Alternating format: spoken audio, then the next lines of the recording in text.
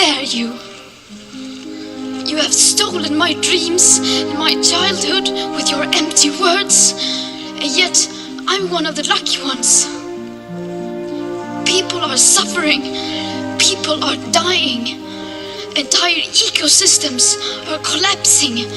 We are in the beginning of a mass extinction, and all you can talk about is money and fairy tales of eternal economic growth. How dare you? One of the most important things, never, ever quit. Never quit. One of the things about loving what you do is that it's not work, and therefore you don't quit automatically. It's a lot easier not to quit. But you can never give up. It's harder than a lot of you thought it might be. Sometimes it may make you feel like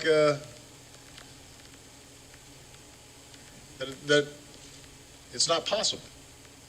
You might want to give up. We believe in you. Don't give up.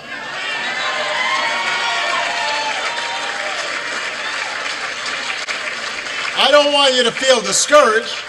I want you to understand that it just means we got to push that much harder.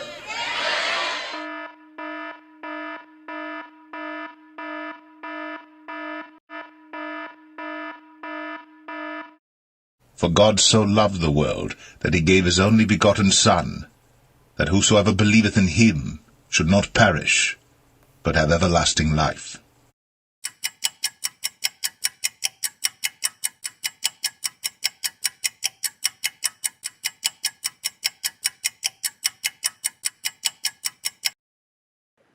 Hey, thanks for joining me tonight. So I've learned a few things about podcasting that I didn't know previously. That's that you may not have a lot of viewers when you're actually doing the podcast, but once it gets uploaded, people watch it like crazy and you get tons of comments and emails, and I think that's really cool.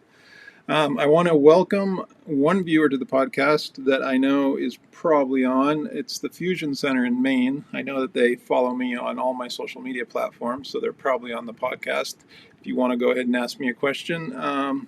For those of you that don't know, the Fusion Center in Maine is a secretive Maine State Police department that spies on law-abiding citizens that are critical of Maine State government. That's what the Fusion Center is.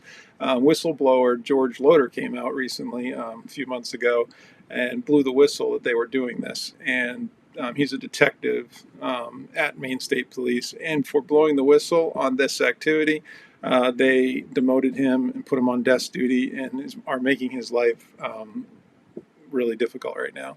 So I definitely wanted to get that out of the way. Thank you for watching me, Fusion Center. Nice. Thank you for the comment. I'll put it up here. Love your videos on the corruption of Maine State Police. Thank you so much. There is a lot of corruption in Maine. Also, I wanted to do something on this podcast that this is one of, I'm just learning how to do this, so I'm just getting used to all the different things that you do on podcasts.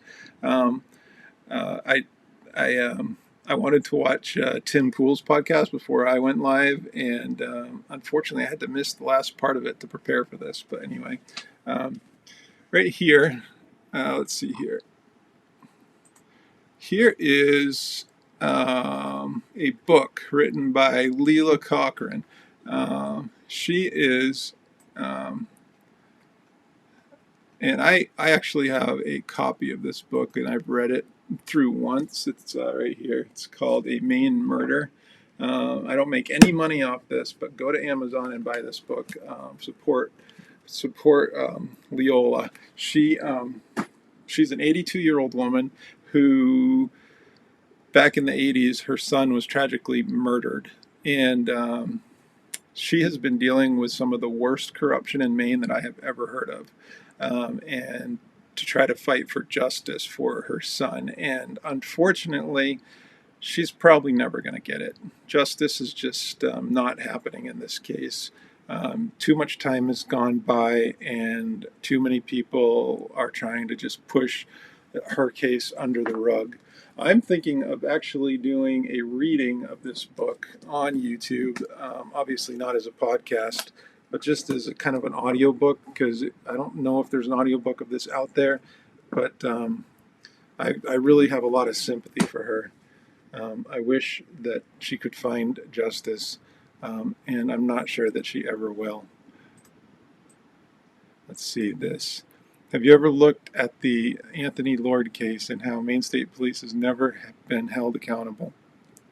I've heard of the Anthony Lord case. I've never looked into it, but I will put a reminder and look into that a little bit more. Thanks for that comment. So today's case that I wanted to talk about, this guy, Brian Dunahan, actually gave me a call, I think in March or February. It was right at the beginning of the pandemic. I was actually helping my father with something, and I got this call on my cell phone, and I was like, oh, what the heck, I'll answer it. Usually I ignore calls like that, but I was like, what the heck, I'll answer it. I answered the phone, and I was on the phone with him for probably 2 hours talking about this case. And what I wanted to do right now is just show you a news clip on this, and I may actually show this news clip a few times throughout this podcast, just because it's so powerful, and I want to make sure that we understand what happened to this guy. There are some alarming allegations out of York County tonight. A man who was jailed overnight at the York County Jail last year says he was repeatedly tortured by corrections officers with a taser. Good evening. I'm Pat Callahan. The man is now suing the county, the York County Sheriff, and the 3 officers involved. News Center Maine's Samantha York has been following the story. Joins us now with the details. Sam, what can you tell us? Well, Pat, Brian Dunahan and his attorney filed this civil suit last Friday, and we have been digging into the allegations ever since. In addition to those accusations of torture in his cell, Dunahan's attorney is questioning whether the officers he's suing were even properly certified and trained to use a taser. Here's a quick look at what we know so far. Wells resident Brian Dunahan was booked here at the York County Jail for disorderly conduct back in February of 2018. Upon arrival, Dunahan says he told the corrections officers that he was a type 2 diabetic and insulin dependent, warning them that he would soon need his medication. But Dunahan's attorney, Ben Donahue, says that request fell on deaf ears. They told him, stop talking, we've heard enough from you. You're not sick. There's not an emergency here. Donahue says his client became irritable, which prompted 3 officers to pin his client to the floor and tase him repeatedly in the chest for nearly a minute. On top of that, York County Jail policy states medical care will be given as soon as possible to an inmate who has been tased. But Donahue says that never happened. So he's left in his cell after he's tased. He can't really move because of the shock. He's defecated on himself, and they just left him in there. In addition to those injuries, after he was released, Dunahan underwent surgery for his shoulder, which had been in the process of healing from a previous procedure, and was re-injured during the incident at the jail. Dunahan's attorney says this civil suit isn't just about the money. It's about making sure this doesn't happen to anyone else. And as far as calling the incident torture, he says there's no other word to describe what happened. When someone has that much voltage running through their body, they can't comply with an officer's command. Its only purpose is to cause pain. We reached out to the York County Sheriff's Department, the county commissioners, and the county manager for comment on the matter. We were told they would not be commenting on pending litigation. Now, you mentioned that Dunahan's attorney is questioning the department's training and certification protocols. Why is that? So there are a couple reasons. In the suit that was filed, Donahue points out that the company that provides these tasers, it's called Axon, they actually require officers to be recertified annually to be able to use one. The records that Donahue showed me, which he says he received from the York County Jail, indicate the last time this particular officer was trained and certified was back in 2016. He said had the officer been trained properly, he would have known to administer a taser, or not to administer a taser for that long, especially in the chest, because back in 2009, Axon determined that it was not safe for the victim. In fact, they recommend the leg or the groin. So as you can see, that is a pretty explosive news story. So Brian basically was arrested for, doesn't matter, and he's in prison. He's in a jail cell. He's already, been booked. He's in the prison. So he's not loose or anything. He's actually in a jail cell, so he's not even out of a jail cell. And he complains about needing medication for his diabetes and things like that. And I guess he was kind of vulgar about it, very insistent. Um, uh, I mean, I definitely got the impression when I was talking to him on the phone that he is somebody who is, can be a little bit aggressive. He admitted that to me on the phone, that he can be a little. He's like a biker type guy, so he can get a little aggressive. And anyway, the sheriff's department, and especially there was a manager there that kind of got annoyed with him, and they went in and they tasered him repeatedly over and over again, only waiting about 1 second between bursts, and the burst would go for like longer than the recommended time. And I think it's important to understand exactly what a taser does to you.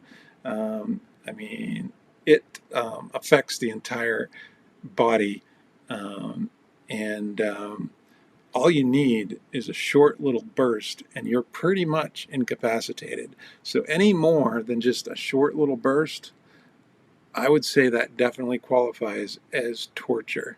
I don't know if anybody has ever been tasered. I don't know if you've been tasered. If you have, write a comment on this video. But let's get an idea of exactly, I see my live camera is bouncing around a little whenever I hit my table. Anyway, let's get an idea of exactly what a taser does to the human body. This video, the voice is a little distorted. I don't know why it came through like that, but anyway, here's the video.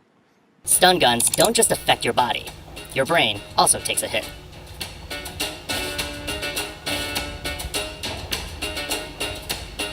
Tasers, a type of stun gun, shock you with 50,000 volts of electricity. That's 5 times stronger than the maximum voltage allowed for electric fences. When that much electricity enters your body, it hijacks your nervous system. Normally, nerve cells use electricity to send information from the brain to your body, and vice versa. If you stub your toe, for example, neurons fire electric signals to your brain which interprets them as pain. But the human body generates at most 100 millivolts. When you're shocked with 500,000 times that amount, it's like a power surge to your nerves. The shock overwhelms your nervous system, causing your muscles to lock up. As a result, you can't move, and you will likely fall down. But mobility isn't the only thing you lose. Your brain's ability to process new information is also impaired. Plus, you have a harder time remembering that new information later. Don't worry, the damage is only temporary. Brain function returns to normal after about 1 hour. Luckily, your body bounces back much faster. Hey, so that explains what happens when you're tasered. So you can see you only need a short little burst, and then you're incapacitated. And there were 3 York County Sheriff's deputies that went into his cell.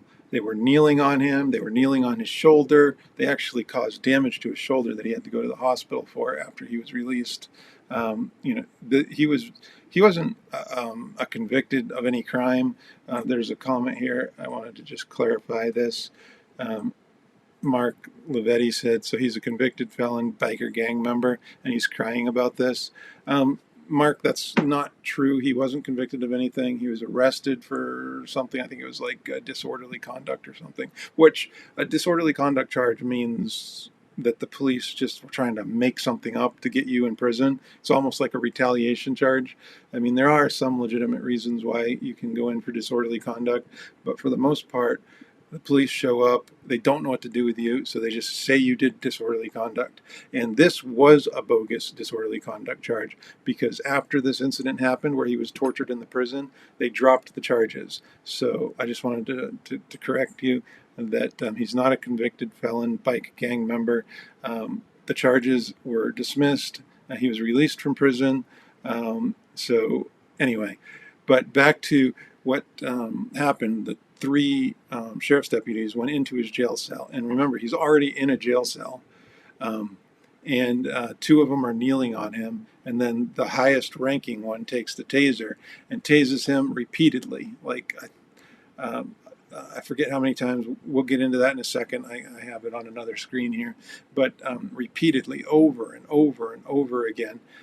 So when there was no need to do that. So anything more, let's say that a taser was necessary to control him for whatever reason. I don't believe that's the case, but for whatever reason, you would only do it for a short amount of time, and then you would stop using it. So right there, any more than that, just first short burst would be excessive, and them torturing him. And I think torture is the right word to use when a police officer repeatedly fires a taser gun over and over and over again. Let's see what Aaron, let's see. Even if he was a convicted felon, that doesn't give, that doesn't give 3 sheriff deputies the right to practically torture the guy. Yeah, that's kind of the point. It definitely doesn't. Let's actually go to, let's see, where is it? Yeah, let's actually go to the article and see if we can. Sorry, I'm just pulling up this article right now. So I'll read this article. It says, lawsuit filed after, hold on, just getting the screen right. Lawsuit filed after man allegedly tasered in York County jail. York County, a man from Wells is suing York County, alleging he was pinned down by officers and tortured with a taser while being held in a cell at the jail in Alfred, that's in York County.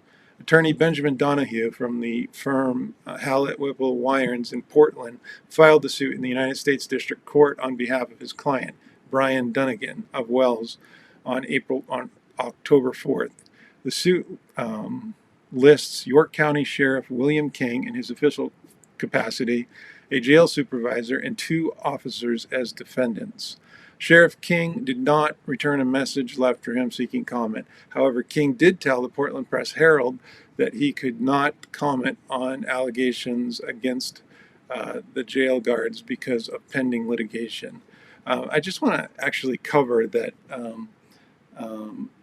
that often happens in Maine. Maine is the cover-up state. We all know it. People that live in Maine, they all know it. There's almost no transparency when it comes to law enforcement. They almost never answer questions, never release body cam footage, never release, which all other states do. I know some information needs to be held close to the vest when it's an ongoing investigation, but Maine has a history of not releasing things that most states do release, like dash cam footage, body cam footage, results on whether the officer was intoxicated or on drugs. The only way you can get autopsy reports is if the family releases it, not the police. So Maine has a huge transparency problem. And so it's not uncommon for the sheriff not to return calls or answer questions.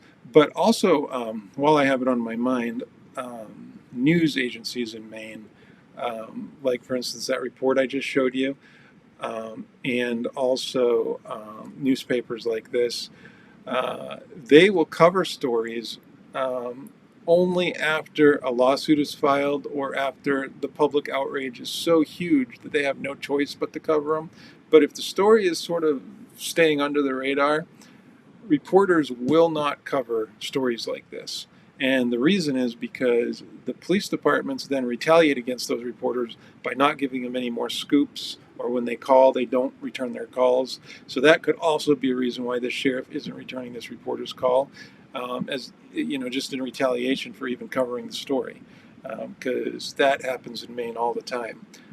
And I just learned within the last, 3 or 4 months ago that this has been going on since the 70s and 80s, because there's a documentary put out by a guy named Tom Dunn, and it's on my website or on my YouTube channel if you want to scroll down, where he says that exact thing was happening.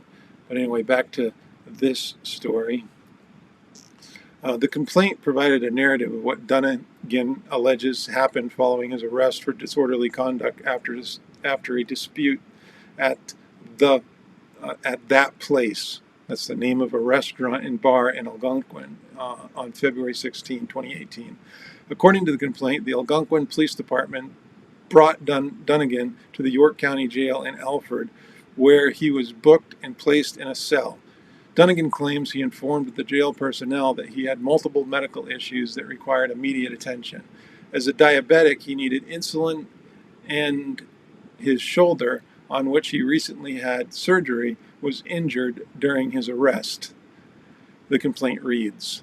So not only did they arrest him on a trumped-up charge of disorderly conduct, but they hurt his shoulder during the arrest. So that's another issue. And remember, this was a trumped-up charge because everything was dismissed shortly after this whole episode happened. York County Jail correctional officers ignored Brian's request during booking. They placed him in a cell alone.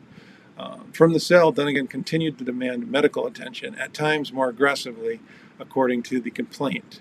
But instead of insulin, York County correctional officers, fed up with Brian's banter and continued requests, decided to provide him with a different form of treatment. The complaint reads.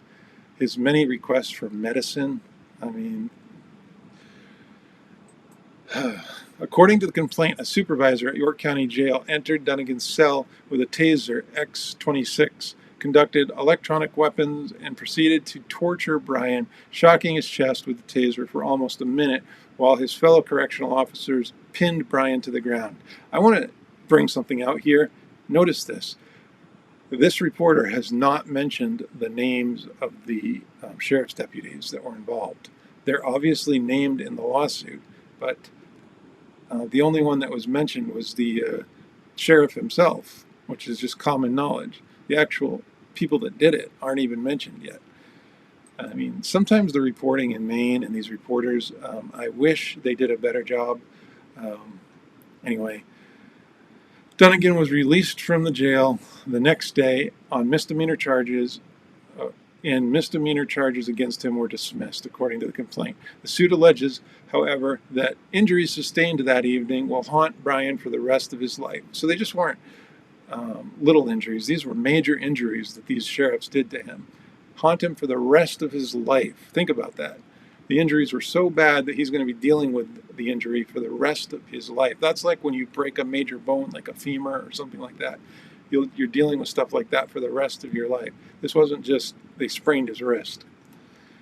The suit alleges that the supervisor is egregiously violating Brian's constitutional rights under the United States and Maine constitutions. Left Brian with at least 3 broken ribs. Think about that. What do you have to do to break 3 ribs? Permanent scars on his chest from the taser burns that became infected and forever traumatized by his torture on the concrete floor of a York County jail cell, the complaint states. The complaint says that supervisor and other officers report that Dunnigan had continued to resist and therefore required additional deployment from the taser. Why didn't they charge him with more crimes then if he was being an idiot? They didn't, because they were in the wrong. The complaint added that Dunnigan was convulsing involuntarily as the supervisor made the decision to continually rake the taser across Brian's chest. The complaint alleges that the supervisor carried out 7 dry stun deployments lasting on one occasion as long as 13 seconds, according to the suit. Each time the supervisor pulled the trigger, he screamed at Dunnigan, "Are you going to do what we say now?" I'm not even sure I could give the proper dialect to that, because obviously it was being said very sarcastically, very meanly, very mean-spirited. These are some dirty, dirty people at the York County Sherriffs Department. The suit alleges that the supervisor and other correctional staff failed to administer any medical care to Dunnigan. This was a direct failure to follow York County Jail protocol, which mandates medical assessment after any taser deployment, the complaint reads. Without treatment, the open burn wounds on Brian's chest were exposed to the filthy conditions in cell 2131 and later became dangerously infected, requiring additional and otherwise unnecessary surgery to his shoulder. Do you understand? I mean, this just blows my mind. This whole story just upsets me so much.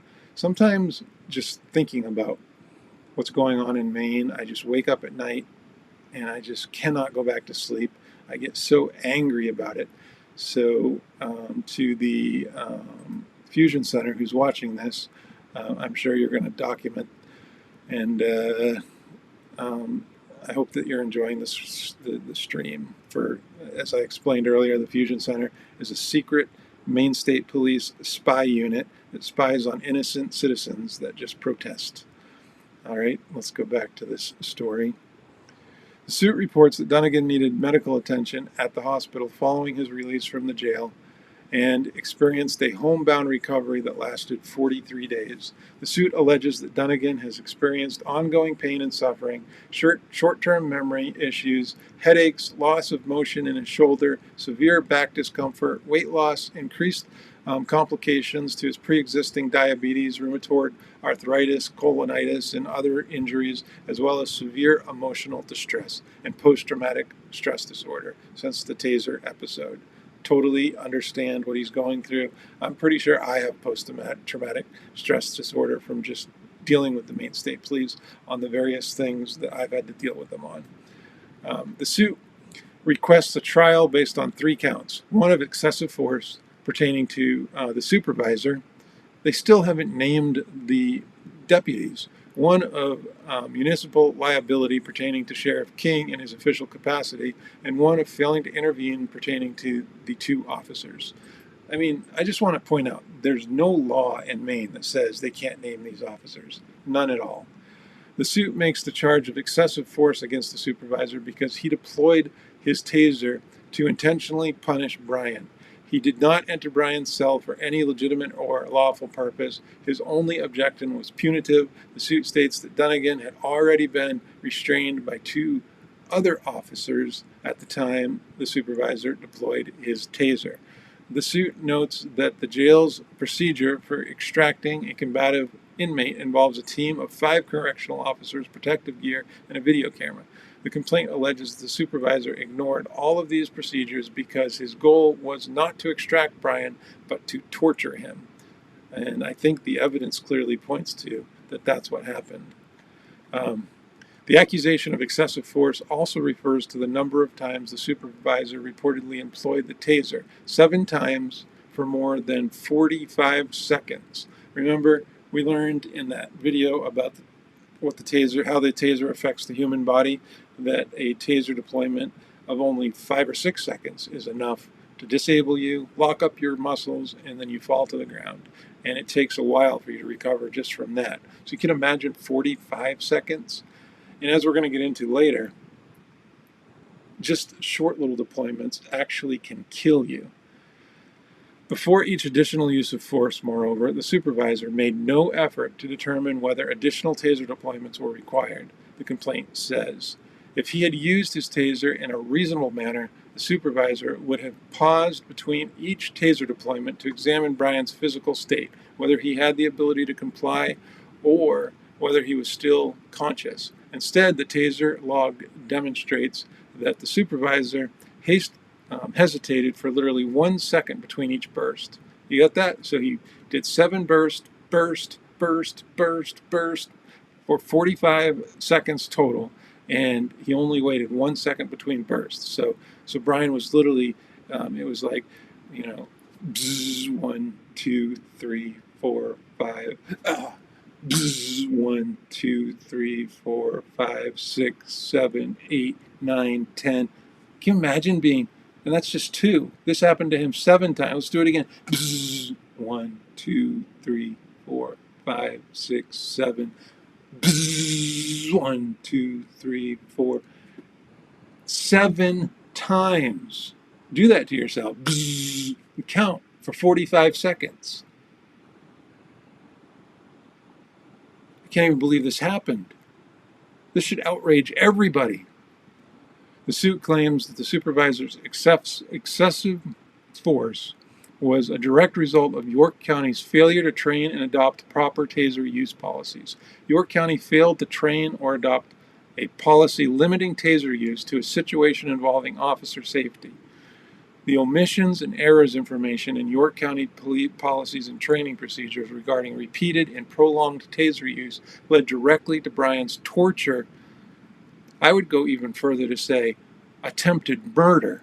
This wasn't torture, this was attempted murder at the hands of 5 of its correctional officers. The third count of the failure to intervene singles out the other 2 officers for their alleged role in the incident. At all times, these officers had a reasonable opportunity to intervene by taking action to stop the supervisor from tasering Brian repeatedly or by refusing his order to pin Brian to the ground. The complaint states instead of intervening to prevent Brian's torture, however, these officers acquiesced and participated by restraining Brian for almost a minute while the supervisor raked the taser across his chest. If you go to my merchandise store on the other side of the video there, I have a t-shirt on it that says a saying that I came up with about 2 or 3 years ago: good cops don't defend bad cops.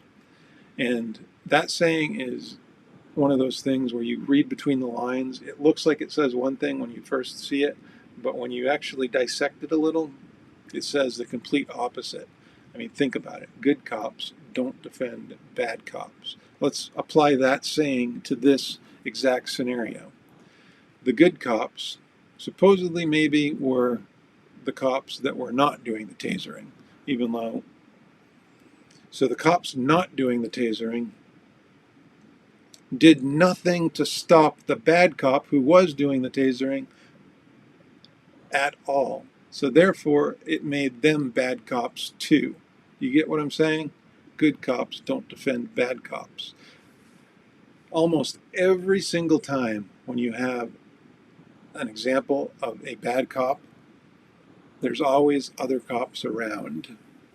And they always do absolutely nothing. Think about that. Donahue stated earlier this week that the defendants had yet to answer the complaint.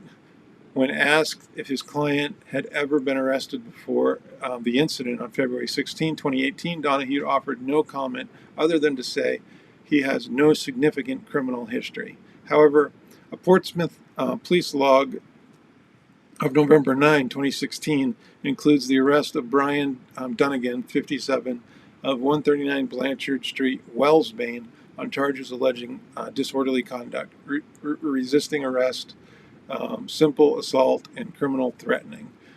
So let's go through that. First of all, disorderly conduct is one of those widely overused charges for when the police can't really figure out what to charge you with. Resisting arrest is another one of those charges. If you even hiccup during the arrest, they'll get you with resisting arrest if the officer is being not very kind. Simple assault, that's like brushing up against somebody. And criminal threatening is basically saying, a drunk guy saying, I'm gonna come find you later, something like that. So that's what he was charged with. So yeah, I do not like that he was charged with these things. Obviously, most of us that function in society never end up with any of these charges. I totally get that. I understand. But just because he has a little bit of a history does not mean he deserved to be tortured. Think about it. 45 seconds, 7 times. I mean, if you divide 45 by 7, it's like, what is it, like 6 or 7 seconds, something like that? So let's do 6 seconds.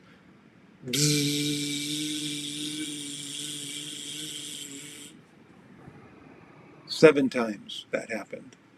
Donahue was asked if the complaint uses the word torture based on a technical and legal definition, or if it was the word chosen personally to describe what his client alleged happened to him. When someone inflicts pain for the sake of inflicting pain, that's torture, Donahue said. So now I think you have a better idea of exactly what went down at the courthouse that day.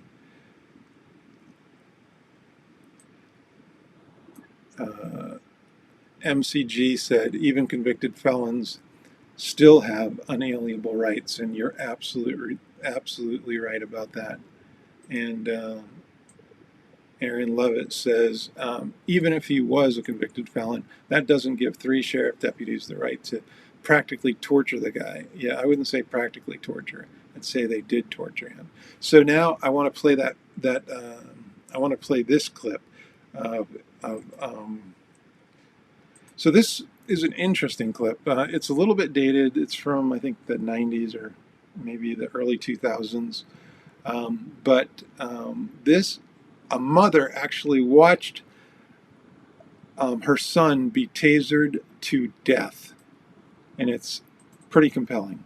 My son was parked across the street. Athena Bastel's nightmare began last August 28th when she heard sirens at midnight outside her home. I never imagined when I walked out that door, and that'd be the last time that I saw my son alive. Her 23-year-old son, Stanley Harlan, had just been pulled over in their hometown of Moberly, Missouri. As the police car video shows, Harlan got out, wanting to know why he'd been stopped. One officer checked Harlan's driver's license and called for backup, and 3 more officers arrived. Police later said Harlan had been speeding, that he wasn't threatening, but he refused to cooperate. The person in the robe looking on is his mother. He was actually over there in the grass, facing them with his hands up in the air, and said, "I'm not resisting."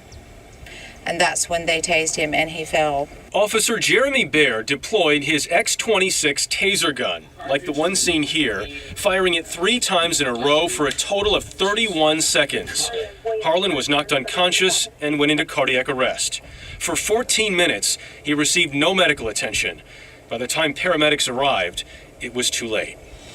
The Moberly Police Department declined our interview requests, but in a written statement, the city called Harlan's death unanticipated and unintentional, saying police officers must often make split-second decisions in tense, rapidly evolving situations. You take out your taser, put it in an arming position. In nearby Columbia, Missouri, every patrol officer has a taser gun, but Chief Ken Burton has restricted their use. I kind of changed the policy so that our officers understand that they needed to feel like they were personally in danger. So, no tasering a fleeing suspect. And they're taught if it's necessary to fire the taser, 5 seconds is enough. The number of U.S. law enforcement agencies adopting tasers has soared, from 500 agencies using them in 2000 to more than 14,000 today. I think anything that we can put in an officer's toolbox that is less lethal is a positive. But the Justice Department counts 36 taser-related deaths during arrests since 2003. Amnesty International cites 50 cases where medical examiners found a taser shot contributed to death. Taser International disputes those findings, telling CBS News there is no scientific proof, and the electrical output of a taser device is incapable of causing death. That is not something Athena Bastel accepts. Her lawsuit has resulted in a $2.5 million settlement and the Moberly police suspending their use of tasers for now. She'd like to see them banned permanently. I made a promise to our son that I would never give up and that I would fight for justice for him. So far, local prosecutors have not pursued criminal charges against the officers involved in Harlan's death. His family believes it should be a federal civil rights case. So as you can see, that video is pretty compelling. The use of a taser can actually kill you, and it's just crazy. That mother was, outside. Her son got pulled over very close to the house, and she watched him literally die. let's look a little deeper into exactly what happens when when you use a taser to the human body. I know that we watched a video earlier about this, but this article, I think, let me just make sure that I am over the article on my little computer. There we are. Gonna move me over here, I guess. Just setting up the screen so I can read this to you. This article is how getting struck by a taser affects the human body. Tasers, also called electronic control devices, have been used by law enforcement since the mid-1970s with the intention to help subdue resistant suspects without physical contact or the use of a firearm. The widespread use of ECDs with more than 1,070 estimated worldwide uses per day, as reported by taser manufacturer Axon. And Axon is one of the biggest taser manufacturers. Led many to wonder what happens to the human body after being tased. There's a picture of this young lady that got tased right above her chest. You can see the marks right there. What is a taser and how does it work? A taser is a battery-powered handheld device which delivers a short, low-energy electrical pulse. 2 electrode wires are attached to the gun's electrical circuit. Pulling the trigger breaks open a compressed gas cartridge inside the gun and flings the electrodes into contact with the body, and a charge flows into the muscle. The taser delivers 19 short pulses per second over 5 seconds, with an average current of 2 milliamps, according to taser manufacturer Axon. It creates an electric field which stimulates nerve cells called alpha motor neutrons to send an electrical impulse. The impulse travels to muscles and causes short, sustained muscle contractions. The taser has 2 modes. The first, pulse mode, causes neuromuscular incapacitation as the neuron signals that control muscles become uncoordinated and the muscles contract at random The second mode, drive stun, uses pain to get compliance. And I'm pretty sure with the dry stun, you are actually just putting you're just putting the taser right up against the person, and there's nothing that's deployed.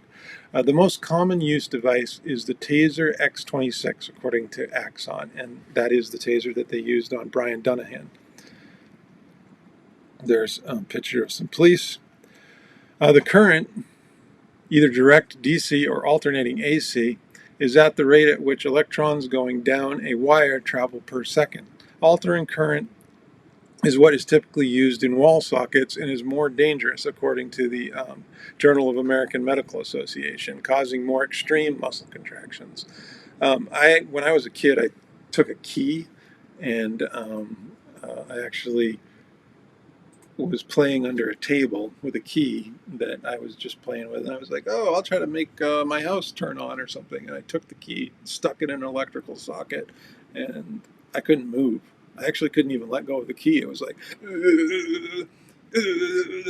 and I made some noises, and my parents quickly grabbed me out from under the table. I still remember that. I mean, that's one of those memories that just burns into your head, and I was pretty young when that happened, because I don't think I would fit under a table anymore. Anyway, back to the article. Actually, before I go back to the article, I gotta switch camera views.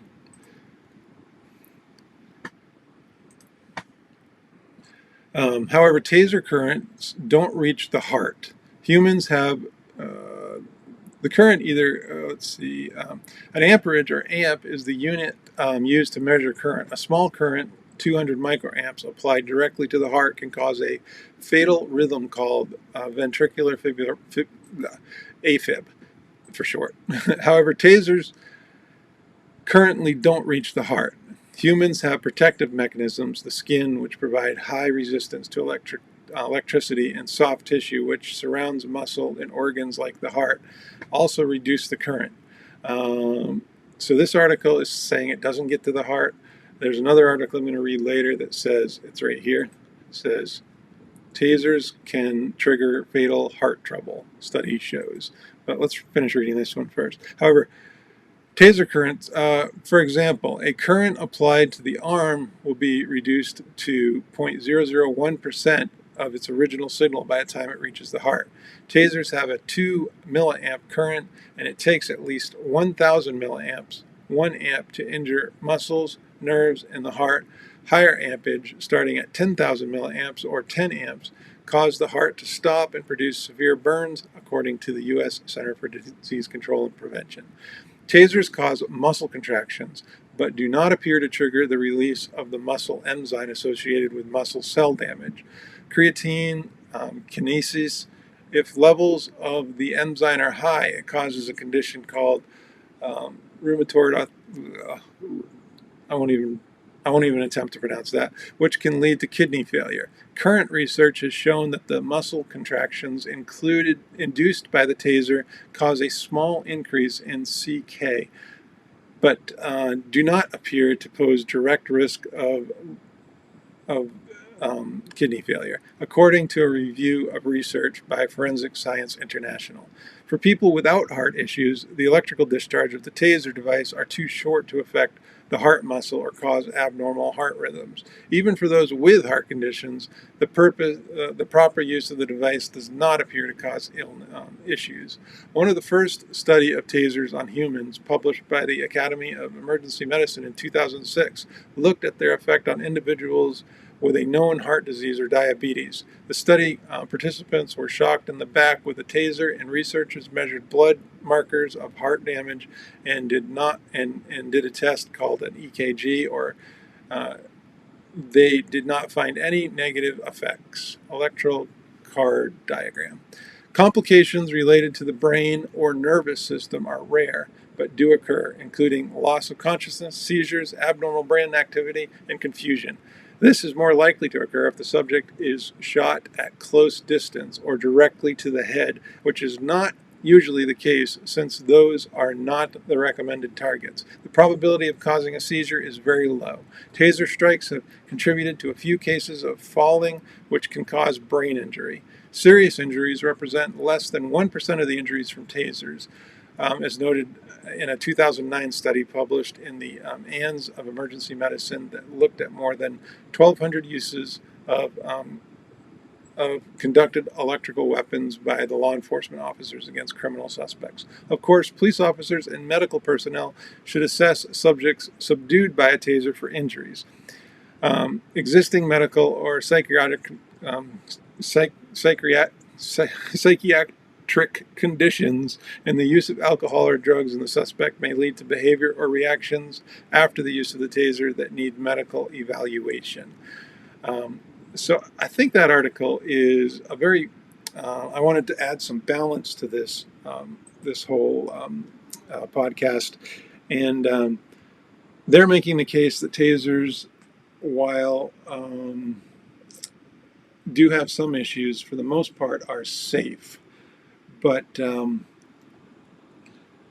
case of the young man in Ohio that died, and then I also wanted to show you some more interesting cases, and also after I show you this, we're going to read that article about how tasers can cause heart attacks.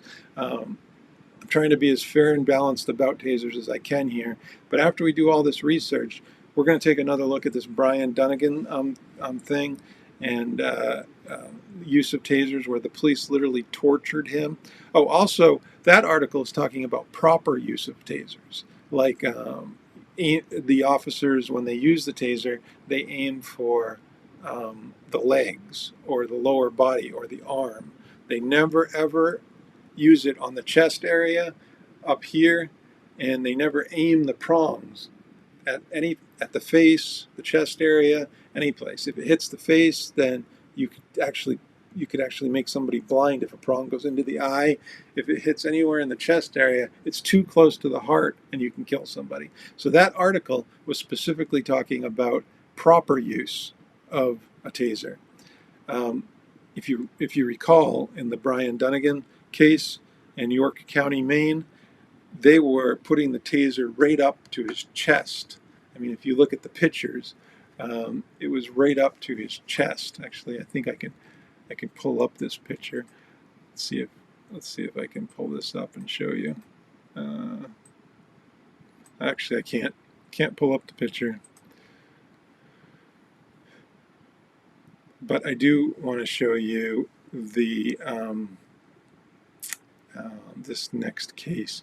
This is a story about how a homeless man and a college person were both tased.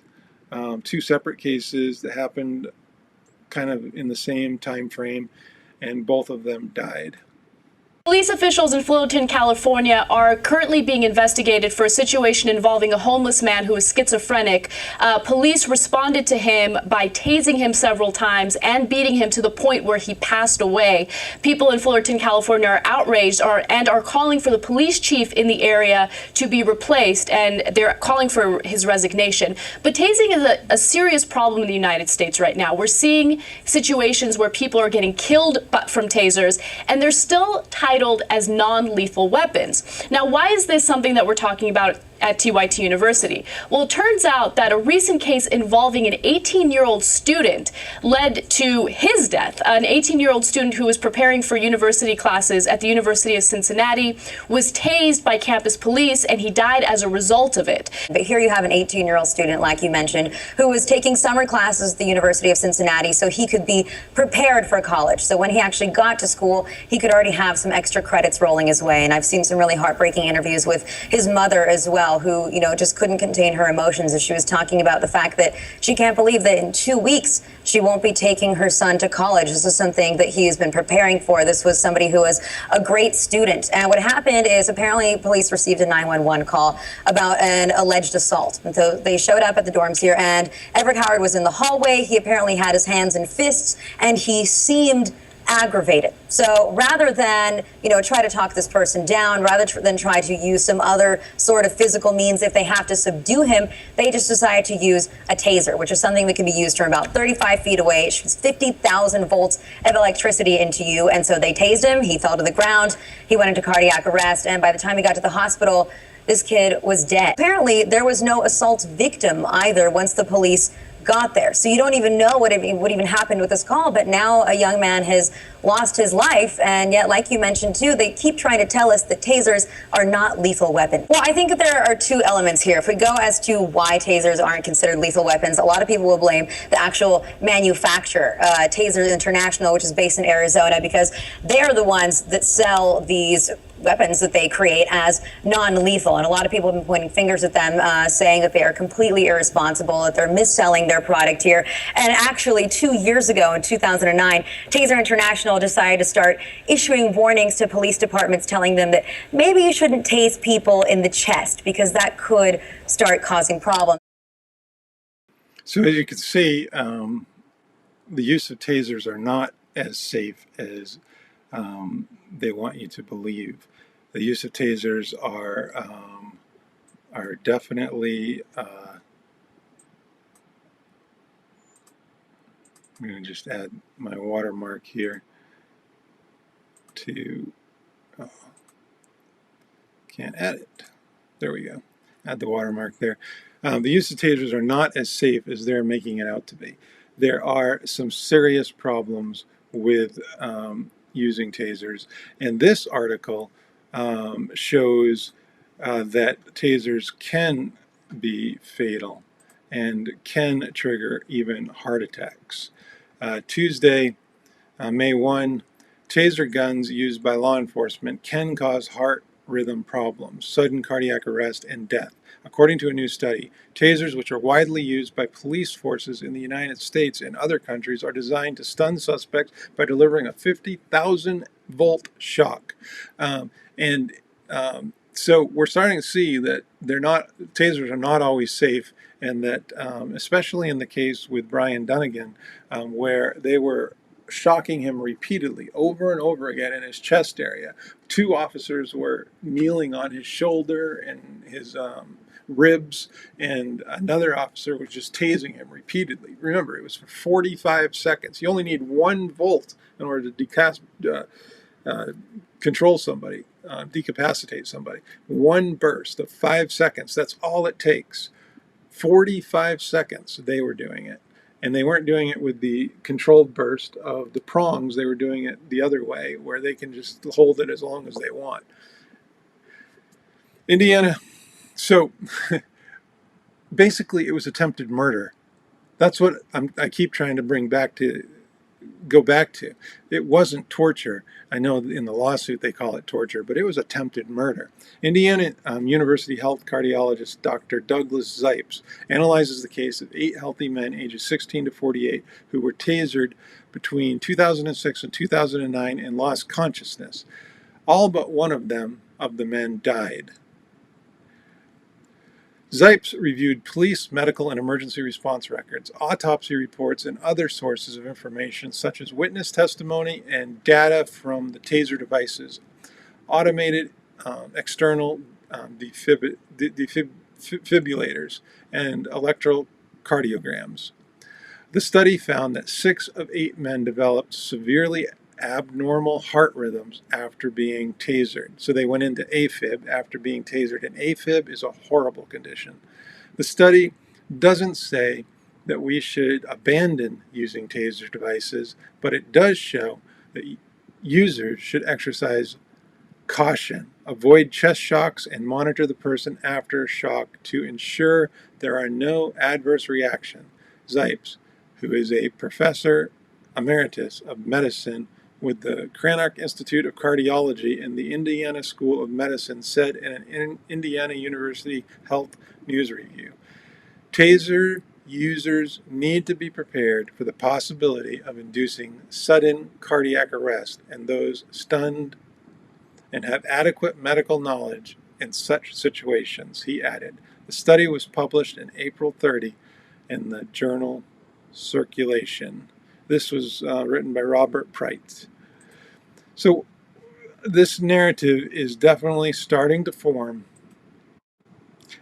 So we haven't talked about something that is interesting and that you can't avoid this particular topic when talking about this.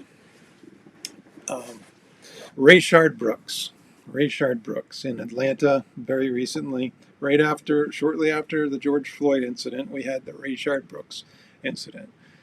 And the Rayshard Brooks incident basically went down like this. There was a man who was passed out drunk in a Wendy's drive-thru. Most of you probably know the story already. The police were called, and this officer shows up and gets Rayshard to wake up, move his car to a parking spot, and then proceeds to do an investigation to see whether he was drunk and whether he had driven drunk. And they talk for quite a while. It's a very cordial conversation. Rayshard is very nice. He's doing his thing. The officer seems extremely professional. I don't think anybody on either side thinks that at this point the officer wasn't professional. I think there was a backup officer there too. And then the officer convinces Rayshard to do a breathalyzer. He does the breathalyzer, decides that he is over the limit, and confirms that he had driven on the road or something. I don't know. I'm not a police officer, and I've never been dealt with DUIs at all. So it's been 20 years since college. I don't know what the requirements are for a DUI, but I think probably he has to have admitted driving on a public road. I don't think you can get a DUI just for being in a fast food restaurant parking lot. Not sure about that. But anyway, for whatever reason, the officer, rather than just let him sleep it off in the parking lot, which I think if I was a police officer, that's what I probably would have done. He makes the arrest. He says, "You're under arrest." He says, "Put your hands behind your back." And then all of a sudden, out of nowhere, in an instant, Rayshard starts resisting arrest. And he resists arrest very passionately, let's say. He fights the officer. The other officer joins in. There's a big scuffle. You can actually see the video of it where they're rolling over each other and whatnot. And eventually Rayshard breaks free of the officers. And as he breaks free, one of the tasers had fallen out of the officer's belt, or the officer had dropped the taser on the ground. Rayshard picks it up. He runs away from the officer. The officer starts running after him. Rayshard doesn't even look. He just reaches his arm behind him and high, and he fires the taser. And the prongs go well off to the, looking at the officer, the right side of the officer, well above his head. The officer then grabs his gun and shoots Rayshard, and later Rayshard dies as a result of those injuries. We know the rest. There were major riots over it. Black Lives Matter went crazy, which I don't have anything against Black Lives Matter. They have a legitimate issue.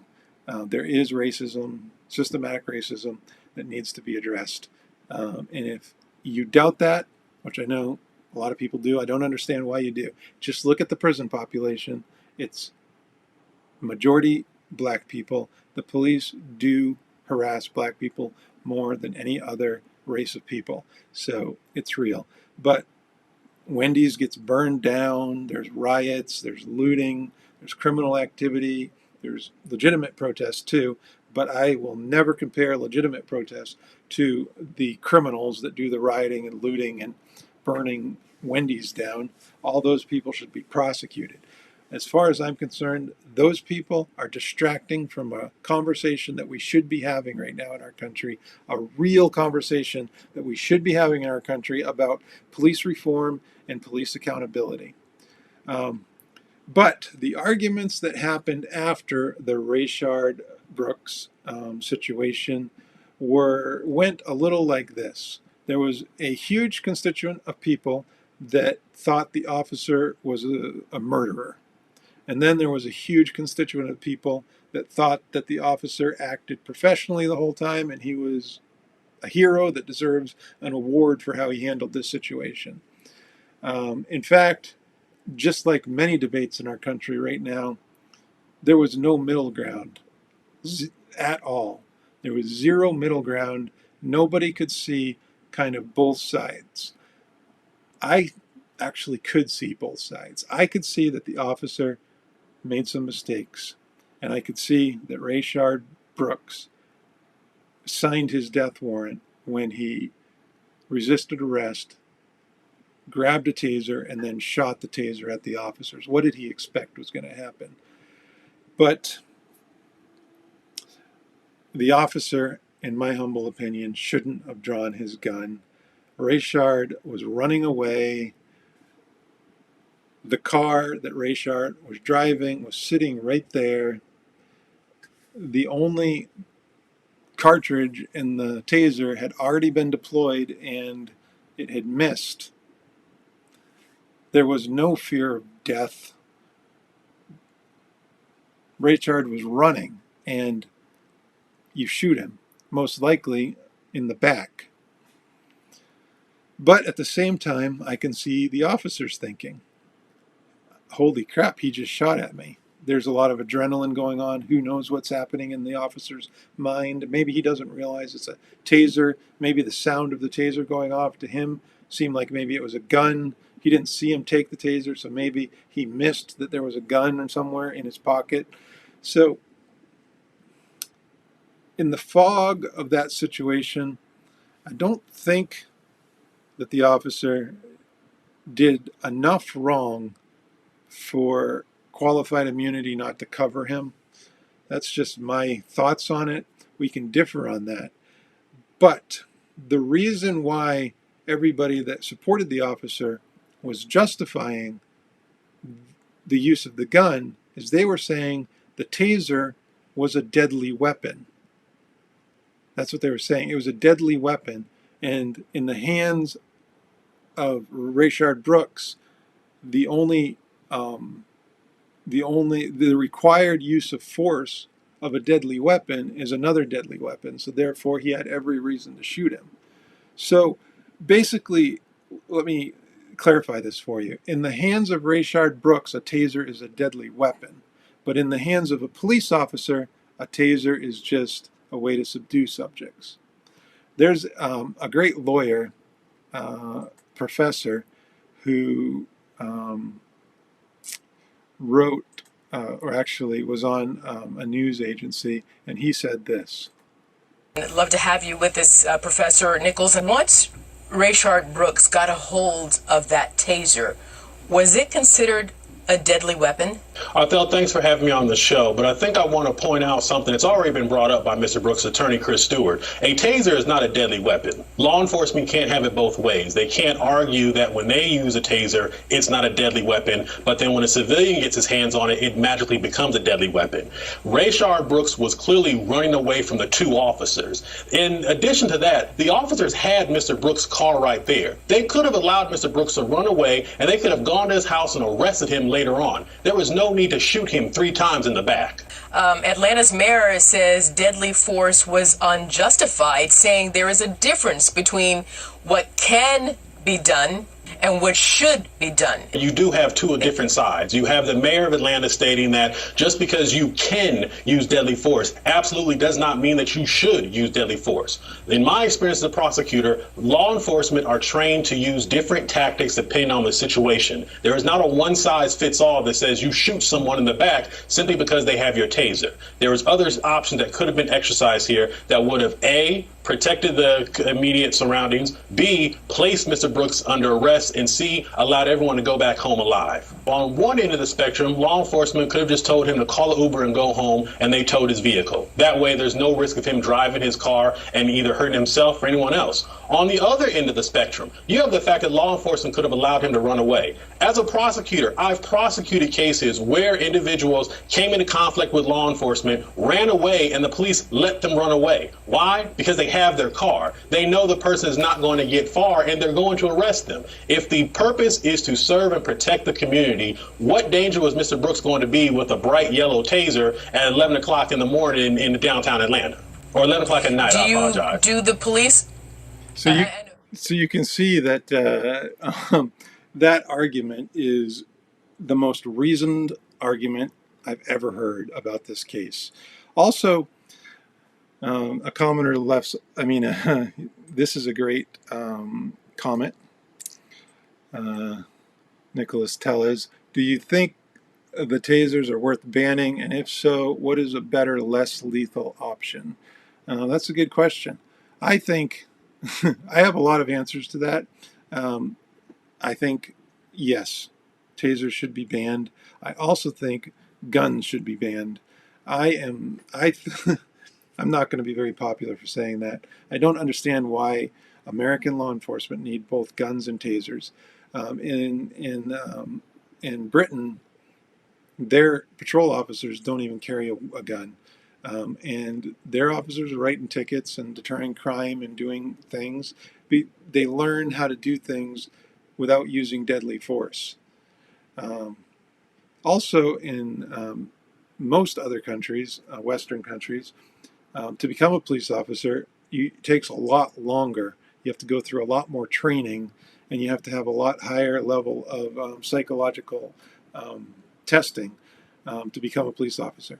In the United States, you literally, in some areas, do 2 or 3 weeks of training and they put you in a squad car. So what would I replace tasers with? Replacing tasers would be with batons, with rubber bullets, and with things that are proven, with mace, things that are proven to not have the high level of fatality incidents that tasers have. So that's the quick answer to your question. But to get back to Rayshard Brooks, one thing that happened after his whole story blew up is that it immediately, his story was distracted by the fact that Wendy's was lit on fire, the riots happened, all that nonsense happened. And So we couldn't have a conversation like we're having tonight about tasers because the conversation was distracted. The same thing happened after George Floyd's death. If we have peaceful protests and we enter into a conversation, then we might actually get somewhere where we have police reform, we have better measures of police accountability. But when we descend into riots and looting and beating people up and yelling at each other and hating each other and calling each other nasty names, we can't have a constructive conversation that way. It's never going to happen. So one thing that's happening as a result of the fires and the rioting and the looting is that we can't have a conversation and change can't happen. And you know who's the happiest about this? The corrupt police officers and the corrupt government officials that just want things to stay the same. They're the ones that are happy about this. And I have this theory that they're probably allowing these riots to happen because they know it's a distraction from real substantive reforms that could happen.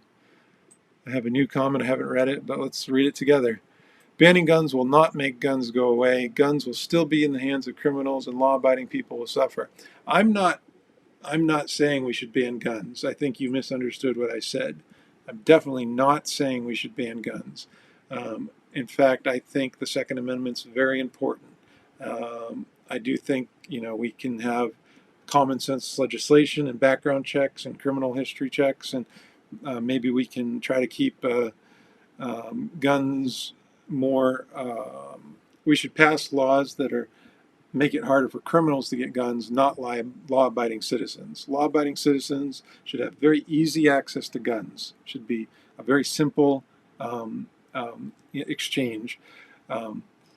What I was saying is that our police do not get enough training, and that I don't see a reason for police officers to have guns. In fact, you hear often when you're talking to an old retired cop that he's proud because in his entire career he never pulled the gun out of the holster once in his official capacity other than to do target shooting or whatever, clean it.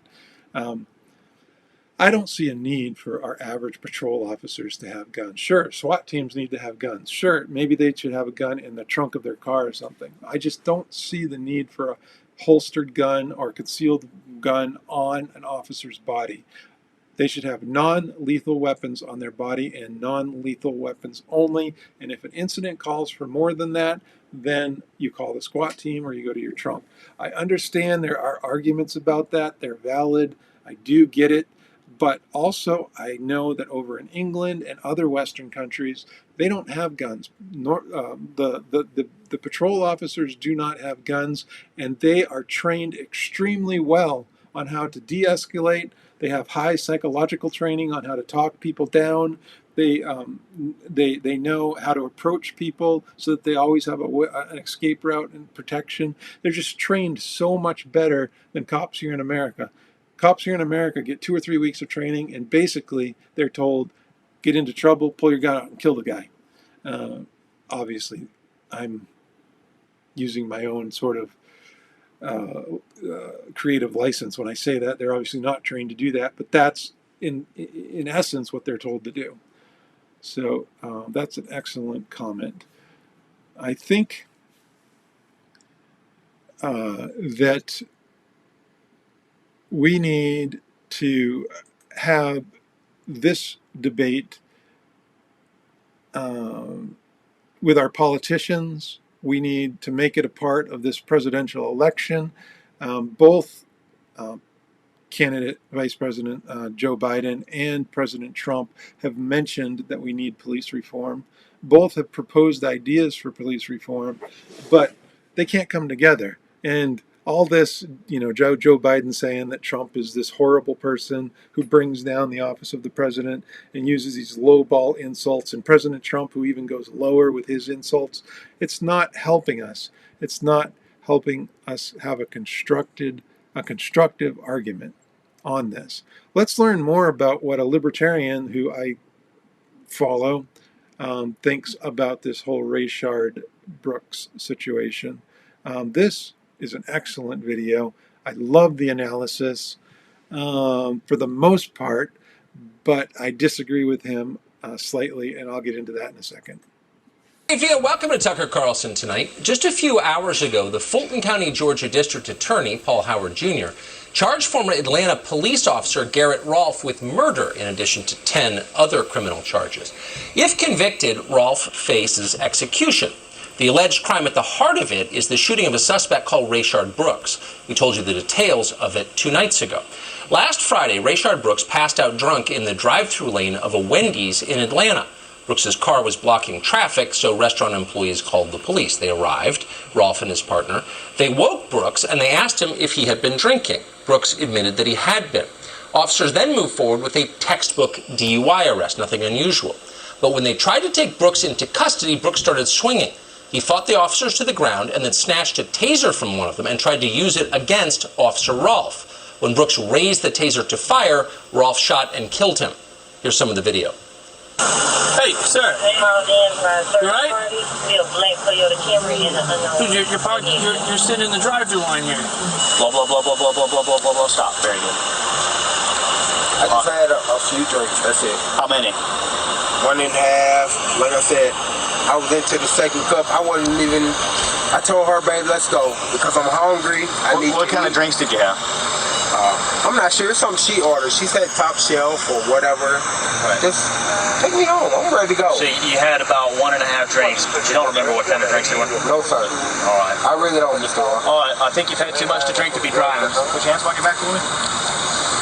Here, put your hands behind your back.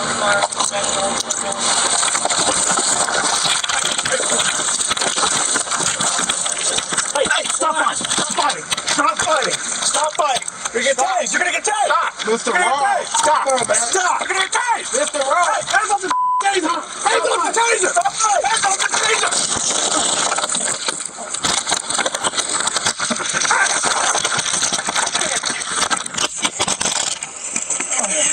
Stop fighting. Taser.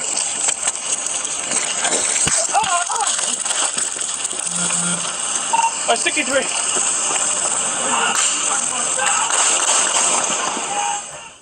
After the shooting, Officer Rolfe tried to keep Rayshard Brooks alive. He performed CPR on the man he just shot. Mr. Brooks, keep breathing. Mr. Brooks, keep breathing for me. Mr. Brooks, keep breathing, Rolfe said. Keep breathing for me. No matter how much you look at these videos or how closely, it's a tragedy every time. A father of 3 girls is dead. The question is, was it murder? Ask yourself, how do you think you would do, regardless of what color you are, if you snatched a cop's taser and tried to shoot him with it? Most likely you'd be dead. No one would march in your memory. No one would burn a building in your name. No one would consider your death controversial, much less a racial act. That's what happens when you attack police officers with their own weapons. Everyone knows that. But in this case, things are very different. Officer Rolfe is facing the death penalty. He's been charged by a DA who's under enormous political pressure to prosecute.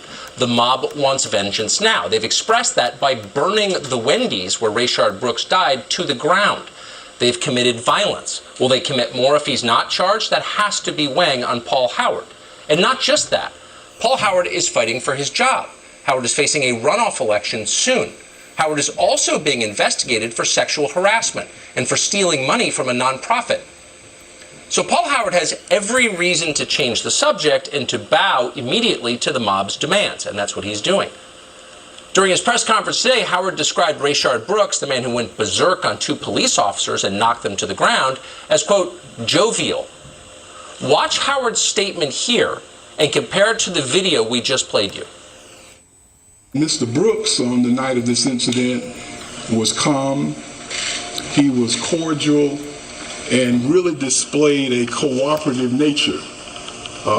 Secondly, even though Mr. Brooks was slightly impaired, his demeanor during this incident was almost jovial. Jovial. You just watched the tape. Calm and cooperative are probably the first words that came to mind, especially the part where Brooks grabbed the cop's taser and fired it at him. Just 2 weeks ago, this very same prosecutor, the one you just saw, Paul Howard, noted at a press conference, and we're quoting, "A taser is considered a deadly weapon under Georgia law." Whatever. That was then. By the way, it was a taser. It could very easily have been Officer Rolfe's gun. Brooks would not have known the difference between a pistol and a taser in the middle of a brawl. Had that been the case, Officer Rolfe would be dead right now, and you never would have heard the story because no one in the media would have cared enough to tell you. Still, the prosecutor would like you to know that Mr. Brooks was cordial and no threat at all. Mr. Brooks never presented himself as a threat. At the very beginning, he was peacefully sleeping in his car. Just a guy peacefully sleeping in his car, and now he's dead. So why were the cops hassling a man who was just peacefully sleeping? Well, the prosecutors suggested why. Take a guess. Officer Rolfe actually kicked Mr. Brooks while he laid on the ground, while he was there fighting for his life. Officer Brosnan actually stood on Mr. Brooks's shoulders while he was there struggling for his life. The demeanor of the officers immediately after the shooting did not reflect any fear or danger of Mr. Brooks, but their actions really reflected other kinds of emotions. Oh, it reflected other kinds of emotions. Got that? We know what's coming next, guaranteed. They're going to tell us this was a racially motivated killing. And maybe they can prove that it was. We're always open-minded. But at this point, we very much doubt it. There is zero evidence of that so far. In the absence of evidence, Paul Howard should not say things like this at press conferences. It makes people hate each other. It tears the country apart, which is the last thing we need right now. Atlanta's police department is 58% black. That's a higher percentage of black people than the city of Atlanta itself. So explain how systemic racism is responsible for this shooting, and speak slowly so we can understand. Cops in Atlanta know exactly what's going on and what's likely to happen next. There are reports tonight that many of them have walked off the job at the beginning of their shift. No doubt many will retire from the force and leave. The police chief has already quit. Who'd want to enforce the law in a political environment like this? You make less than a plumber, everybody hates you, you could very easily get killed. You try to defend yourself, and they charge you with murder. No way. No normal person would want that job. So who's going to take the job? Going forward, we're going to get a lot of very bad people becoming police officers. And that's one of the many ironies here. Pressure from the mob will not stop police brutality. It will almost certainly increase police brutality as the worst kind of people become police, because who else would want it? Tucker makes a good point, that last point, but a lot of his points, or some of the earlier points, I don't understand why he is thinking the way he's thinking there. First of all, the prosecutor is obviously talking about prior, when he's talking about how it was a casual conversation and his demeanor was not bad. He's obviously talking about prior to when he literally flips on a switch and becomes a fighting machine, and he successfully fights off 2 police officers. So I think that we can't ignore the fact that maybe the prosecutor was trying to look through the lens of how the police could have handled it differently. And Tucker was looking through the lens of how the police ended up handling it and the decisions that they made. It takes... Tucker's right on his point that this whole thing is dividing us. And I can't stand it when people talk past each other instead of at each other. I can't stand it when we don't have a constructive conversation, because everybody is just trying to think about how to win the conversation rather than how to have some compromise and some real reform. Real reform is what it's all about. So I think the prosecutor was thinking maybe the cops could have handled it a little differently. Maybe they could have just said, sleep it off, maybe get an Uber home, give us your keys, we'll bring your keys to your wife. Or maybe they should have handled it like that. Maybe we need to have this conversation about how everything that we do in this world is illegal. From when we wake up in the morning to when we go to bed at night. There's a book out called The Average American Commits 3 Felonies a Day. There's just so much that we do in this world that is overly regulated, and we need to do away with those regulations. I mean, that's part of the reason why we're in this situation we're in, where everybody's out protesting and nobody likes the police, because it's not even the police's fault. We're over-regulated, and the police are left to enforce these stupid regulations. So maybe that's the debate that the prosecutor was trying to have. So in light of what we've learned, first of all, that tasers are safe when they're used properly. That's debatable. They're very unsafe when they're used improperly. That's very clear. We've shown example after example of that. We've showed how tasers affect the body. And I think we've made the case that police need more training. A lot more training. Much, much more training. And we need to be more than just selective on physicality when we hire police officers. We also need them to have a good mind mentally. They need psychological training. They need to learn how to deal with all sorts of situations. So we need more than just 2 or 3 weeks at an academy and then in a patrol car. We need 2 or 3 weeks. We need 2 or 3 months in an academy, and then another 2 or 3 months in a patrol car. And maybe after 1.5 years or 2 years, then you can go out on your own. We need a lot more training. So what I want to do now is I want to, in light of what we know, play the video of Brian Dunnigan being tortured again, and hopefully we're watching it with new perspective. There are some alarming allegations out of York County tonight. A man who was jailed overnight at the York County Jail last year says he was repeatedly tortured by corrections officers with a taser. Good evening. I'm Pat Callahan. The man is now suing the county, the York County Sheriff, and the 3 officers involved. News Center Maine's Samantha York has been following the story. Joins us now with the details. Sam, what can you tell us? Well, Pat, Brian Dunnigan and his attorney filed this civil suit last Friday, and we have been digging into the allegations ever since. In addition to those accusations of torture in his cell, Dunnigan's attorney is questioning whether the officers he's suing were even properly certified and trained to use a taser. Here's a quick look at what we know so far. Wells resident Brian Dunnigan was booked here at the York County Jail for disorderly conduct back in February of 2018. Upon arrival, Dunnigan says he told the corrections officers that he was a type 2 diabetic and insulin dependent, warning them that he would soon need his medication. But Dunnigan's attorney, Ben Donahue, says that request fell on deaf ears. They told him, stop talking, we've heard enough from you. You're not sick. There's not an emergency here. Donahue says his client became irritable, which prompted 3 officers to pin his client to the floor and tase him repeatedly in the chest for nearly a minute. On top of that, York County Jail policy states medical care will be given as soon as possible to an inmate who has been tased.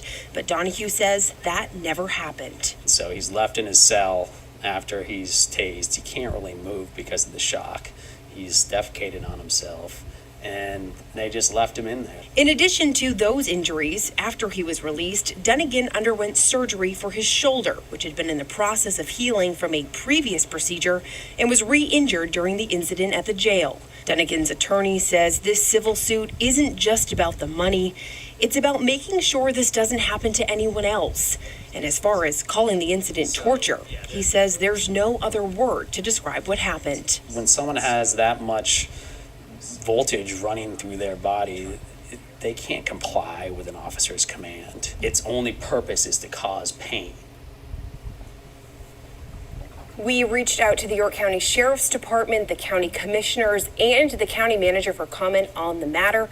We were told they would not be commenting on pending litigation. Now, you mentioned that Dunnigan's attorney is questioning the department's training and certification protocols. Why is that? So there are a couple reasons. In the suit that was filed, Donahue points out that the company that provides these tasers, it's called Axon, they actually require officers to be recertified annually to be able to use one. The records that Donahue showed me, which he says he received from the York County Jail, indicate the last time this particular officer was trained and certified was back in 2016.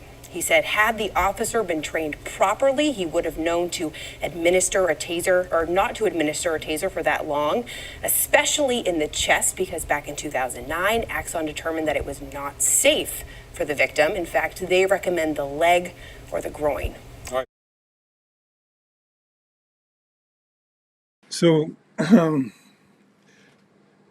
based on that report, you can see that Mr. Dunnigan was seriously tortured, and there's just no question that that was more than torture. It was attempted murder, in my opinion. Attempted murder. No question. In fact, for the Fusion Center, it was most likely attempted murder. Now you can use that to retaliate against me again. Anyway, that's an inside joke to those of you that don't get that. So there's one more thing that I wanted to show you, and then we'll close out this live stream. This report was done by I think Crime Watch TV, and it's a pretty solid report. It should on tasers and use of tasers, and how they should be and can be used in law enforcement today. I think the debate that we're having tonight about taser use is a pretty compelling, that if they're not used properly, they are deadly weapons. And I think that's very important to understand. This report gives more clarity to that. Classified as a less lethal weapon and used by law enforcement for decades, tasers are just one of the weapons officers have at their disposal when they're serving and protecting the public. Drop the knife, come toss it. Thank you. Lately, tasers are being talked about, with several high-profile cases capturing the public's attention. In Austin, Texas, on March 28, 2019.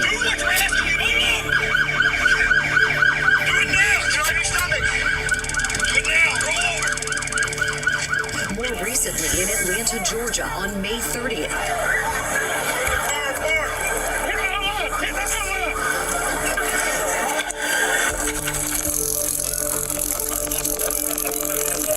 And again in Atlanta, less than 2 weeks later, on June 12th.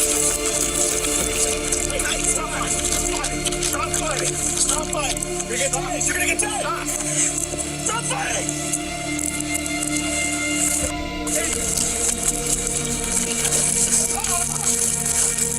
Talk of these incidents has more and more people asking questions about the lethality of tasers and their purpose in law enforcement. So, the case of Rayshard Brooks, police have tasers, and then Rayshard Brooks steals one of the tasers of one of the officers. And one of the reasons this is such a big issue is you had the district attorney in Georgia, in Fulton County, Georgia, in the case of Rayshard Brooks, say that Rayshard Brooks having the taser, the officers were not, there was no threat of serious bodily injury or death at the moment that they shot and killed him, when he had a taser and the officer, Rolfe, had a gun. But about a week and a half, 2 weeks earlier, he said that tasers were a deadly weapon when they were used by police against some folks at one of the protests that were in a car, and you saw that video. So Julie Grant is joining us tonight and took a closer look at this issue, because you have the same DA kind of saying they are deadly, they aren't deadly in two different instances. So we need some clarity here. So I know you spoke with an expert to try to figure out the training and what tasers can and can't do. Yes, Vinny. And so the short answer is yes, they are deadly, just less deadly. They're called less lethal is the terminology used in law enforcement, because they're not designed to kill someone. They're only designed to incapacitate a suspect, to effect an arrest, to stop a crime.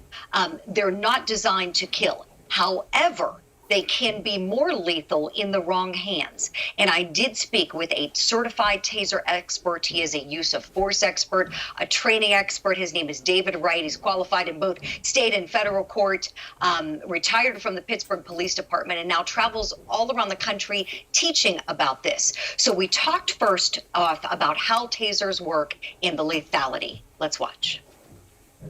When they are used, they're going to send two probes downrange into a subject. And the goal, when it's working properly, is to cause what we refer to as NMI, neuromuscular incapacitation. We are going to temporarily incapacitate the central nervous system.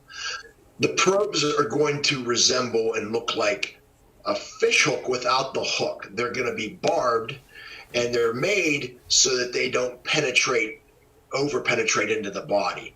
So the taser is generally considered a less lethal device, meaning it's not intended to cause death or serious bodily injury. But that's it. You know, if you look at in the hands of a trained police officer, you have the officers that are trained on how to use the taser properly so that it diminishes the chance of lethality. And then you can use a taser in other ways. A trained person could use it in an unsafe manner. Somebody with evil intent could use it in a manner that could cause death or serious bodily injury.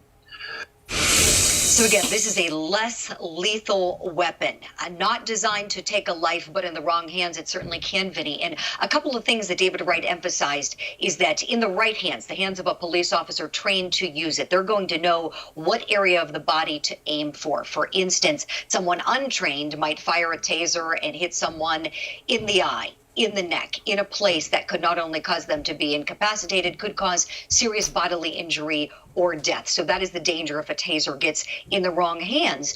And officers are trained that if you are disarmed, you are in for the fight of your life, quite possibly.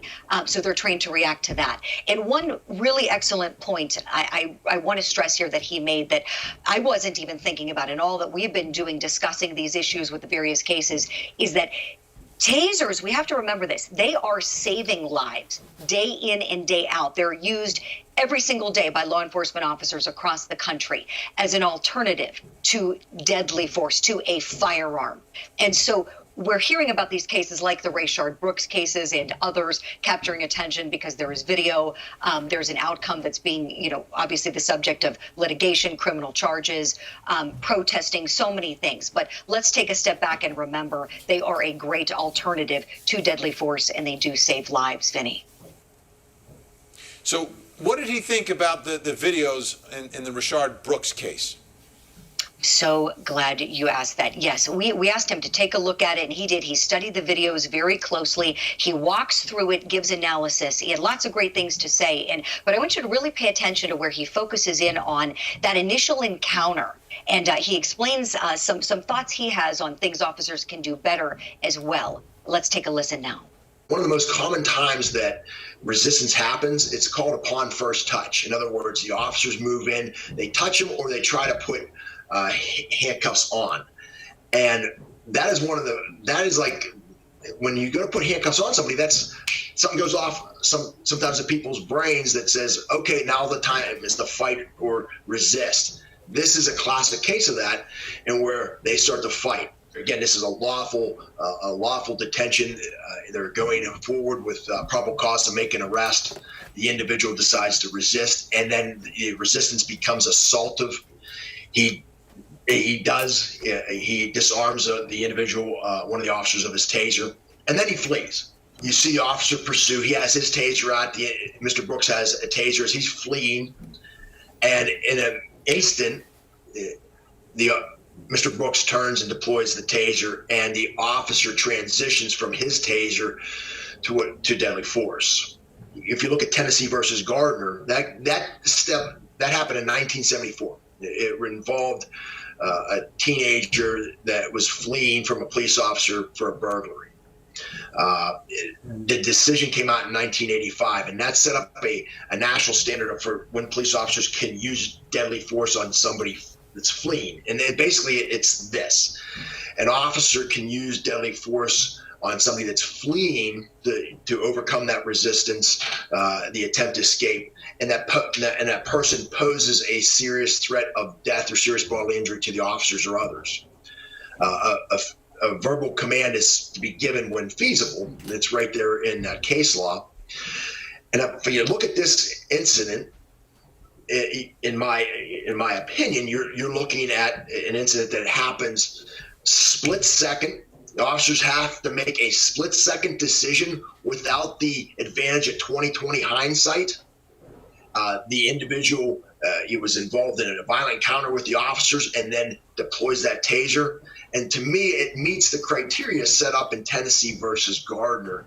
And I think that ultimately, when you look at this case, you would have to apply the principles of Tennessee versus Gardner and, of course, Graham versus Connor on the objective reasonableness standard. And that's going to be the question when the officer certainly starts his defense.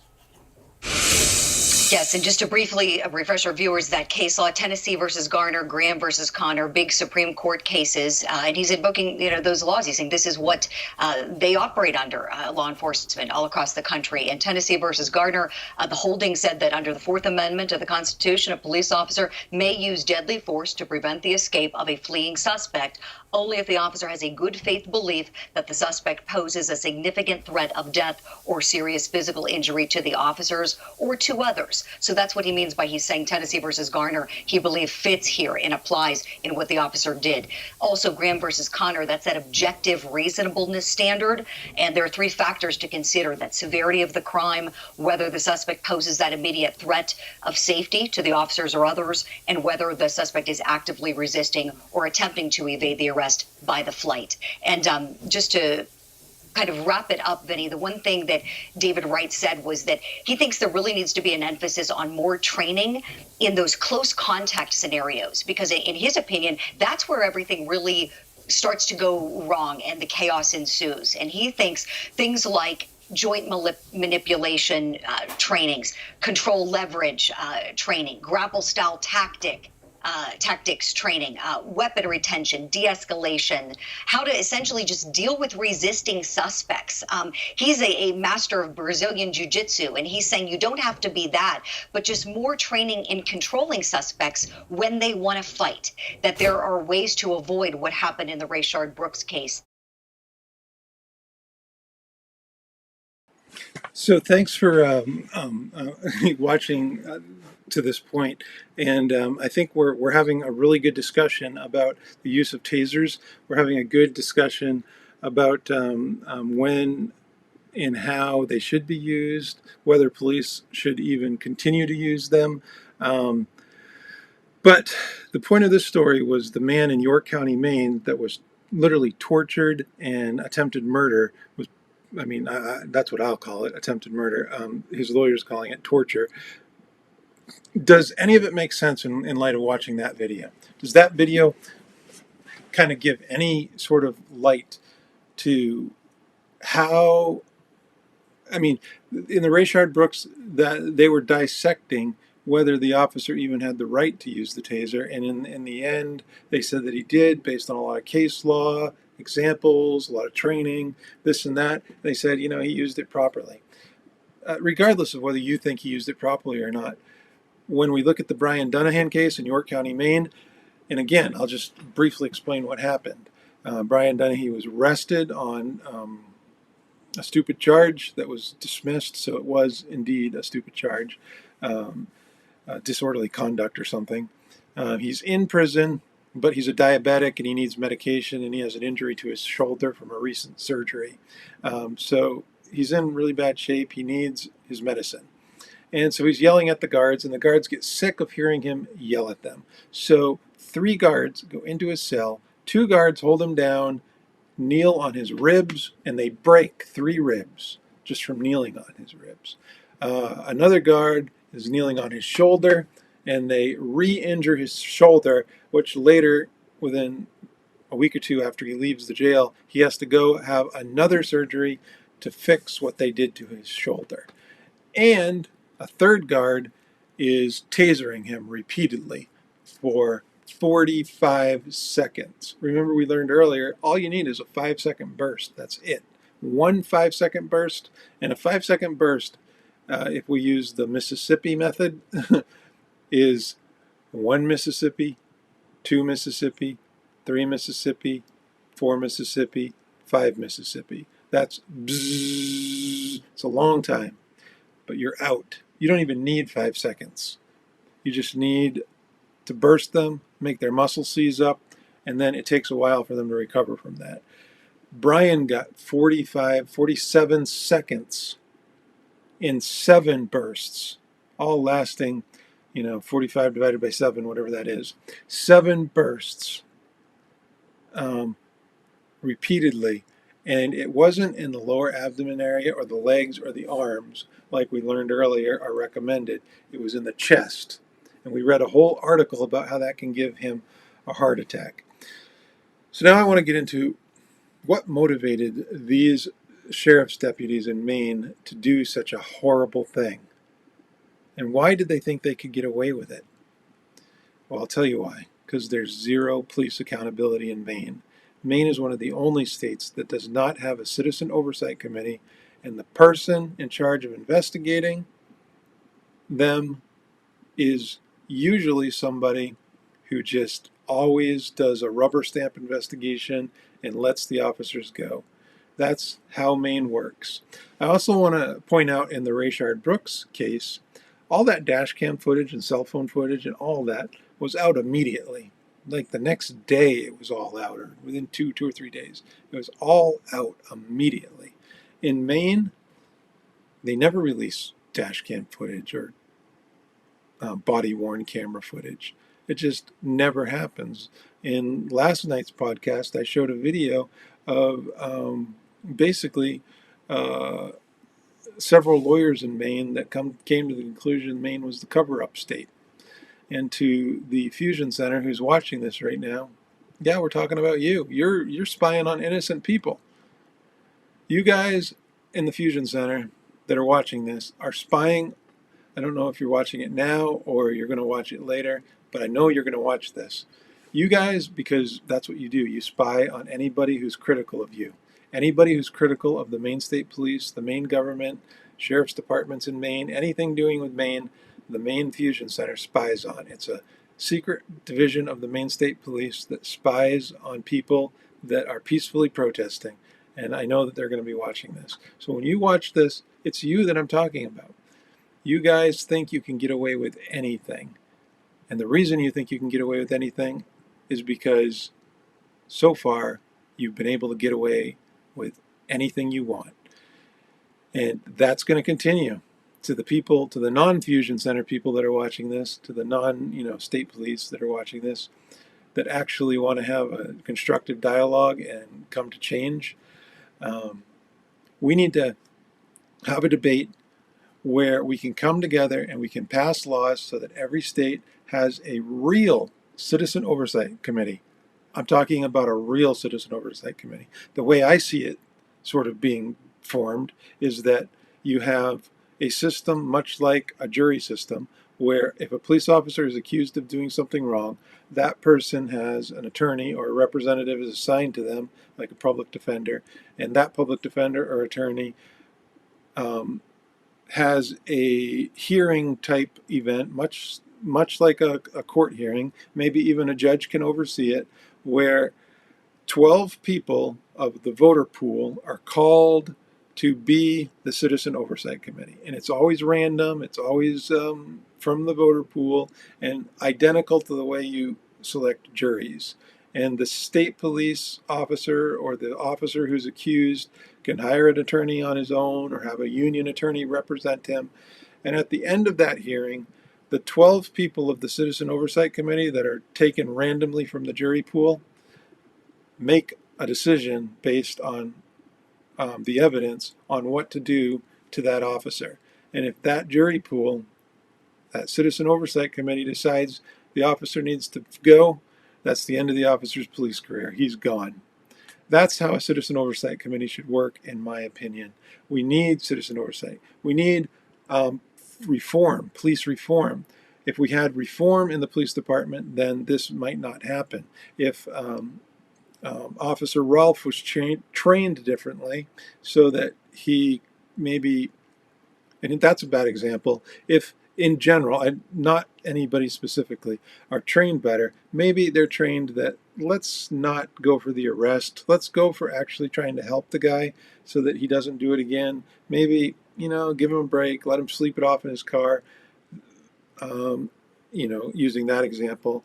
Or maybe there are too many laws on the books and maybe police need to use more discretion rather than be kind of enforce every single law that's on the books. And as a society, we need to start deregulating things, taking laws off the books. The reason why so many people hate the police right now is because there are so many laws, you can't keep up with them all, and you're harassed no matter where you go. Especially if you're in business for yourself, there's tons of regulation. Or if you are an African American person, there's tons of regulation. There's the old example of the dirty cop, too, that if they can't find something to charge you with and they want to charge you, then they make it up. But that was an old example from the 1930s and 40s.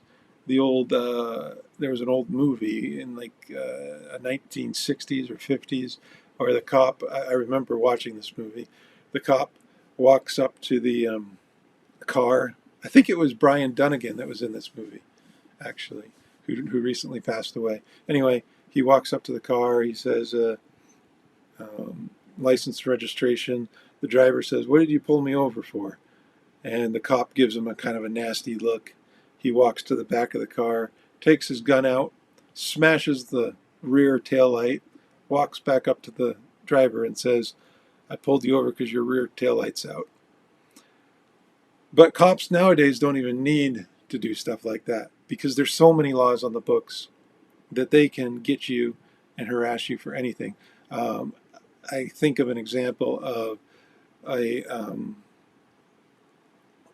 used car dealer who was transporting cars from auction to his dealership, and he had this big 4-car hauler on a truck. You don't need a Class A license to drive it. You only need a Class C license, but you still have to fall under the DOT regulations. Anyway, he was pulled over by a DOT trooper, and the DOT trooper looked it all over and said, "All right, you're good, you can go." And the dealer had never been pulled over before for anything like that, so he asked the cop, he said, the DOT cop, he said, just out of curiosity, this is a fairly new trailer. I have a fairly new truck. So why did you decide that you needed to pull me over? And the cop said to him something to the effect of, and I'm not getting the conversation absolutely correct here, but something to the effect of, well, I can find something wrong with your trailer no matter. That was the question. The dealer said, "What if I had just gone to a dealership and bought a brand spanking new truck, and I just went to a trailer dealership and bought a brand spanking new trailer? Would you pull me over if that was the case?" And the cop said, "Yes, I would, because even when you have a brand spanking new truck and a brand spanking new trailer, I can still find things to write you up for." And that's very revealing about where our society is today. So this live stream is at about, I'm almost at about 2 hours. I appreciate having this debate with you tonight. I know that once this is uploaded to YouTube, more people are going to watch this. Please leave comments. Subscribe to my channel. Please subscribe to my channel. Leave likes. It will help get this video spread all around YouTube so other people can see this very important debate that we had tonight. Thank you for joining me. Also, don't forget about Leola Cochran's book, A Maine Murder. Get it on Amazon. I'm not making anything off it, but this poor woman has been fighting for justice for her son for so long, and I don't think she's ever going to get justice. But we should know what the Maine State Police are capable of, and this book details what Maine police are capable of, Maine state police are capable of, and the corruption in Maine. In my podcast last night, I showed that for police accountability and government accountability and reform, Maine, from the institution of reform that ranks all states based on transparency, accountability, and other things, Maine gets an F over and over again on all categories, or most categories dealing with public integrity and law enforcement, things like that. They get an F. Maine is the cover-up state. And Brian Dunnigan, unfortunately, the reason why the 3 sheriff's deputies thought that they could get away with tasering you repeatedly, breaking your ribs, torturing you, nearly murdering you, in my opinion, is because there's no accountability in Maine, and they knew they would get away with it. And here's the unfortunate truth. They did get away with it. Even if you win this lawsuit, the York County will pay out the amount that you win, and they'll probably do absolutely nothing to the officers. I do think that there was some punishment done to the officers. I'll have to look into that. That wasn't in the news article, which is highly disturbing to me. To end this, I just wanted to play this video about this is Charlie Chaplin back in 1940s, and he gives this powerful speech about how if we come together and we want to move forward and make the world a better place,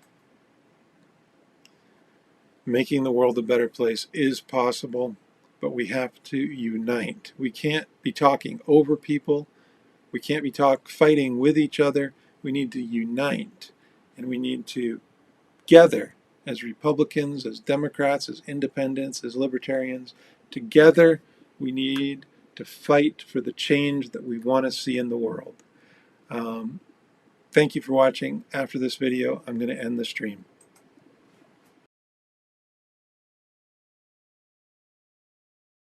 Fight to fulfill that promise.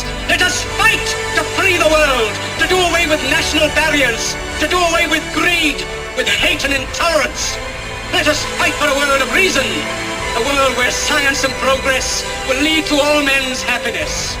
Soldiers, in the name of democracy, let us all unite!